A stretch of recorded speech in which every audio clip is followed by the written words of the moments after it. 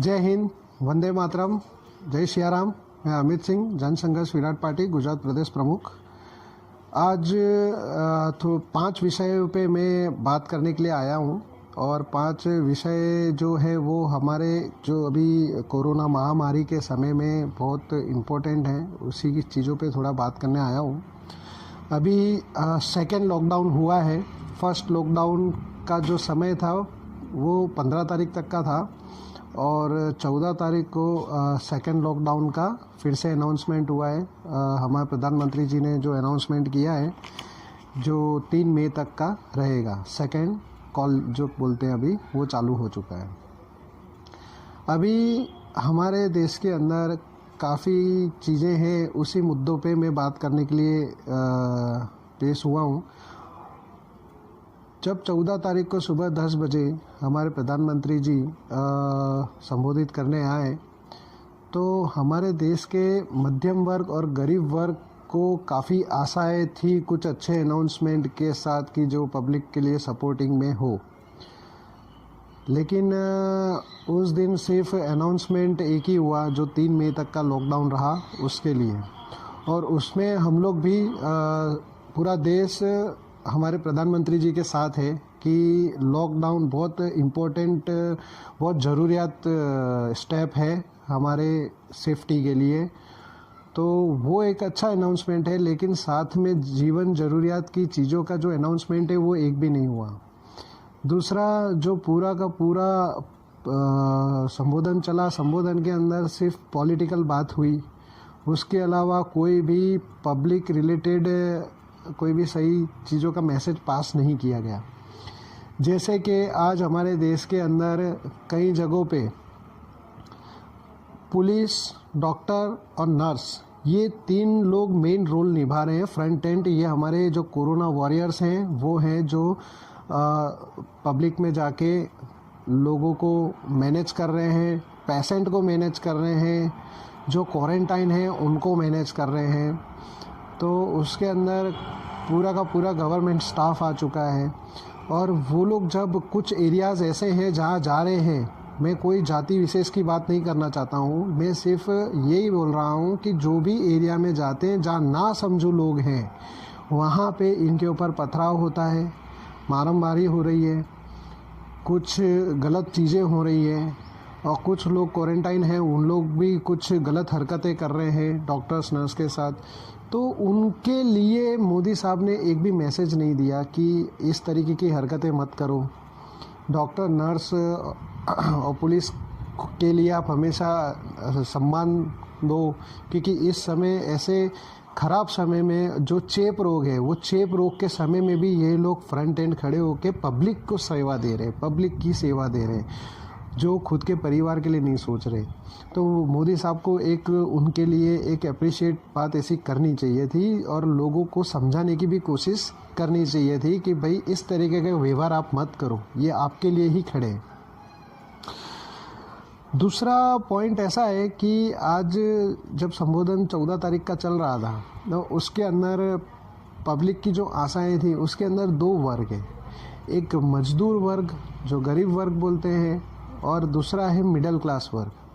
अब जो मजदूर वर्ग है वो फैक्ट्रियों में वो परप्रांतीय है, बाहर से आए हुए लोग हैं, यूपी, बिहार, एमपी। देखो ये भारत के अंदर ऐसा नहीं है कि यूपी, बिहार, एमपी के लोग ही गुजरात में आए हैं या महाराष्ट्र में गए हैं।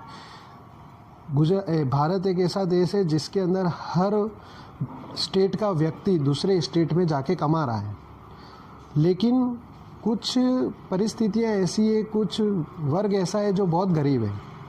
वैसे ही जो गरीब वर्ग का तबका है परप्रांतियों का जो गुजरात की कंपनियों में आके काम कर रहा है, बहुत लोग ऐसा बोल रहे हैं खाना तो मिल जा रहा है इनको, ये हो जा रहा है, वो हो जा रहा है। ये ना समझू वाली बातें जो लोग करते हैं इनको ले जाके दिखाना चाहिए, दिखाना पड़ेगा कि देखो आज हमारे पास जो कॉल्स आ रहे हैं, जो कंपनियों के अंदर 15-15 लोग, 20-20 लोग, 12-12 लोग, 5-5 लोग रह रहे हैं जिनके पास अनाज नहीं है।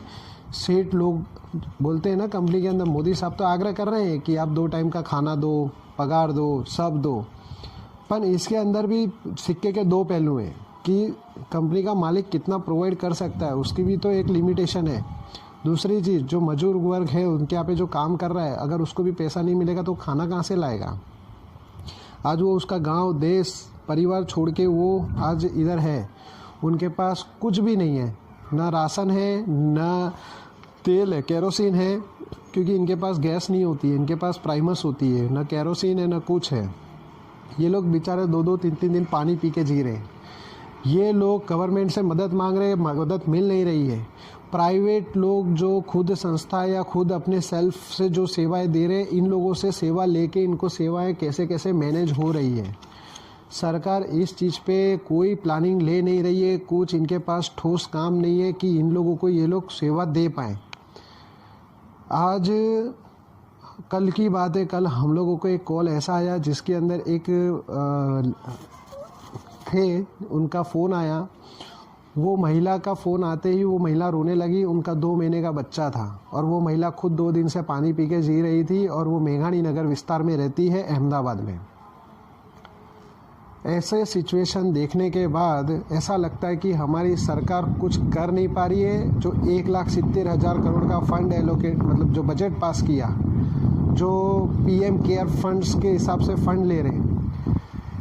दूसरा, हमारे पास पहले से ही प्रधानमंत्री का जो फंड का जो कोटा था उसके अंदर भी फंड पड़ा है। ये लोग फंड का क्या कर रहे हैं कुछ अभी तक समझ में आया नहीं, क्योंकि कोई स्पेशल अनाउंसमेंट पब्लिक के लिए हुई नहीं है।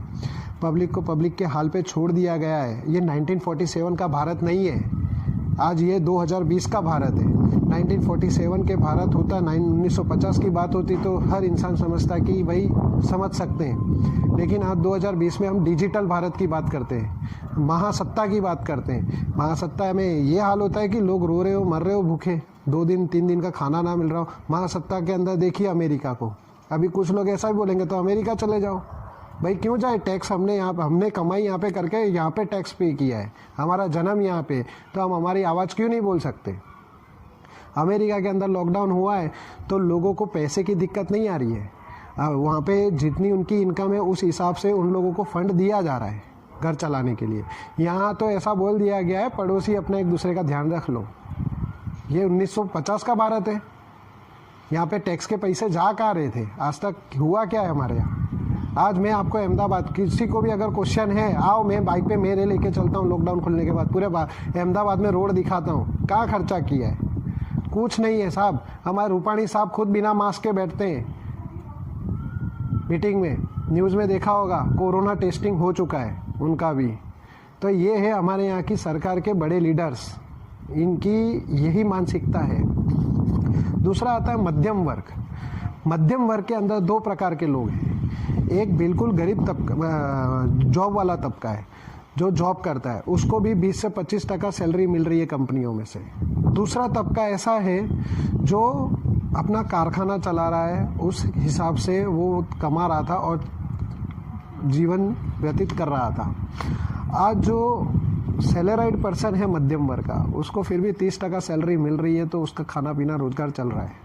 लेकिन जो मध्यम वर्ग का जो व्यापारी तबका है, जिसको जाके गेट दुकान खोलेगा, ऑफिस खोलेगा, धंधा करेगा, तब उसका घर चलेगा, उसके लिए कोई भी एक भी प्रावधान सरकार की तरफ से नहीं आया है। क्यों? उनसे टैक्स लेने के लिए तुम्हारी इनकम टैक्स की रेड पड़ती है। क्यों? उनके यहाँ से जीएसटी फाइल नहीं होता है तो 21 तारीख को आपका 50 रुपये का पेनल्टी चढ़ जाता है। तो आप उस तबके को क्यों ध्यान नहीं दे रहे हो? वो तबका ही आपकी रीढ़ की हड्डी है। अगर वो तबका आपके ऊपर से खसक गया तो आपकी रीढ़ की हड्डी टूट सकती है साहब, इतना आप वो भी देख के चलिए। तीसरा मुद्दा था रेलवे स्टेशन पे जो मुंबई का हम लोगों ने देखा, भीड़ इकट्ठा हुई, गलत हुआ और इस तरीके से नहीं होना चाहिए था। इसमें कुछ लापरवाही, देखो यहाँ पे ये तो राजनीति चल रही है सबकी, कोई किसी के ऊपर भी डाल दे रहा है और चीज़ों को सॉल्व कर दे रहा है। सबसे बड़ी गलती है रेलवे की, रेलवे के मिनिस्ट्री की। अगर आपके 15 तारीख तक का, 14 तारीख तक का लॉकडाउन था, 15 तारीख का ओपनिंग का था, तो 15 तारीख की टिकटें बुकिंग ऑनलाइन क्यों शो हो रही थी? नहीं होनी चाहिए ना। यहाँ पे लोगों को भ्रमित होते हैं। आज 3 तारीख का अनाउंसमेंट है, आप 4 तारीख की टिकट बुकिंग ओपन कर दोगे तो पब्लिक भ्रमित रहेगी। अगर तीसरा लॉकडाउन लेना पड़ा तो फिर से यही हालत होगा सूरत और बॉम्बे जैसा। तो जब तक ऑफिशियल अनाउंसमेंट नहीं होता है, मेहरबानी करके 2 हाथ जोड़ के बोलता हूँ, ऐसे कोई भी चीज़ों को सरकारी संस्थाओं को ऑनलाइन बुकिंग का ना दिखाएं, या जो एयरपोर्ट्स पे जो प्लेन वगैरह हैं, एयर इंडिया है ये, उसका भी ऑनलाइन ना दिखाएं। लोग फंसे हुए हैं, लोग अपने घर जाना चाहते हैं, लेकिन समय ऐसा है कि अपने जहाँ हो वहीं सेफ हो, इसीलिए। लेकिन लोग पीड़ित हैं, लोग भागना चाहते हैं अपने अपने घरों पे, तो इसी हिसाब से लोग आशाएं जगाते, तो वो आशाओं को मत जगवाओ। तो अभी वो सब चीज़ों को जब तक क्लियरेंस नहीं होता है, ऑनलाइन बुकिंग सिस्टम शो मत करो, उस वेबसाइट को डाउन कर दो, सर्वर को डाउन कर दो। तो एक ये भी बात थी। तीसरा आता है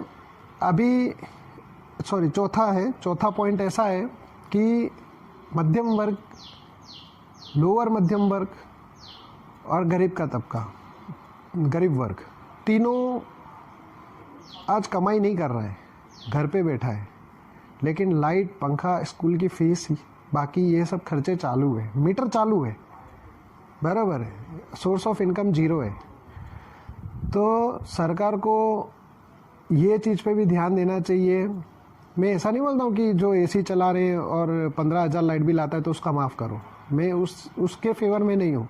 लेकिन जो गरीब इंसान है जिसकी 10,000 पगार थी, आज उसको 3,000 या 4,000 हाथ में आ रहा है, कहीं पे भी 100% सैलरी किसी को नहीं मिल रही है, तो 3,000 4,000 जिसके हाथ में आ रहा है और 1,500 रुपया लाइट बिल आ रहा है, तो मैं सरकार से ऐसी रिक्वेस्ट करूँगा कि ऐसे तबके के लिए भी सोचे, हो सके तो 70% 80% माफ़ करे, या 50% का भी एक सब्सिडी दे, और हो सके तो मैं तो ऐसा मानता हूँ, मैंने पहले भी बोला कि 1950 का भारत नहीं है, 2020 का भारत है, तो इस हिसाब से तो पूरा ही माफ़ किया जाए। सेकंड आता है स्कूल फीस, मीटर चालू है लेकिन सोर्स ऑफ इनकम जीरो है। तो अभी पूरे देश को मालूम है, 2 महीना ये बिगड़ चुका है, दूसरा वापस से साइकिल में बिजनेस को या जॉब को जो भी है उसको साइकिल में, सोर्स ऑफ इनकम को साइकिल में लाने के लिए 2 से 3 महीना फिर जाएगा, क्योंकि हम पहले जो आज़ादी से काम कर रहे थे वो आज़ादी से अब नहीं कर पाएंगे। अभी हमको डिस्टेंस बनाए रखना है, कम्युनिकेशन दूर से रखना है, बहुत मास एक साथ लेके नहीं कर सकते हैं काम, तो हमारी जो इनकम की कैपेसिटी थी वो गिरने वाली है, वो अब पहले जैसी रहने वाली नहीं है। तो स्कूल की जो फीस जो है, जिसके अंदर ऐसा बोला गया है कि इसको 6 महीने के इंस्टॉलमेंट में करो, मैं सरकार से ऐसी रिक्वेस्ट करता हूँ कि शिक्षा और चिकित्सालय, मतलब स्वास्थ्य के लिए हॉस्पिटलिटी, ये तो मूल रूप अधिकार है हर एक इंसान का, तो इसको तो माफ़ करे ही करे, क्योंकि ये ज़रूरियात की चीज़ है। बच्चे को अगर 6 महीने में अगर नहीं सेटल कर पाए, फीस नहीं भर पाए, तो क्या स्कूल से निकला दें? तो सरकार को ये जिम्मेदारी लेनी होगी और इसी हिसाब से चलना होगा। कुछ तो मदद पब्लिक को देना ही होगा, इसके अलावा पब्लिक टूट जाएगी, लोगों की आर्थिक व्यवस्था गिर रही है। जो लोन सिस्टम पे आरबीआई ने भी गाइडलाइंस दिए थे, उसमें से सब बैंकों ने इस गाइडलाइंस को फॉलो नहीं किया है, क्योंकि ये 100% मतलब करना ही करना है, इस तरीके का नहीं था।